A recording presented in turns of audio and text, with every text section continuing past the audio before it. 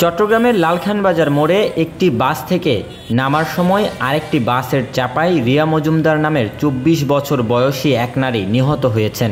মঙ্গলবার রাত ৮টার দিকে এ দুর্ঘটনা ঘটে।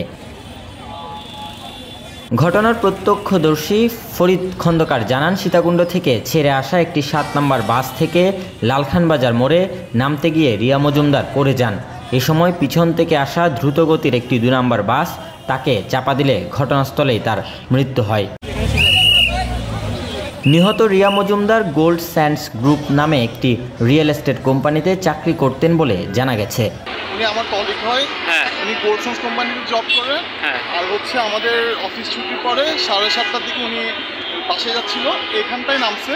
নামার পরে 2 নম্বর বাস থেকে নামছে শুনছি, আর 7 নম্বর বাসটা নামার পরপরই ওনাকে চাপা দিয়ে চলে যায়। ঘটনাস্থলে থাকা কোতোয়ালি থানার এসআই আসাদুজ্জামান বলেন, নিহতের লাশ ময়না তদন্তের জন্য চট্টগ্রাম মেডিকেল কলেজ হাসপাতালে পাঠানো হচ্ছে। বাস দুটি জব্দ করা হয়েছে, তবে চালক পালিয়ে গেছে। Robin Dasgupta, news now 24, Chittagong.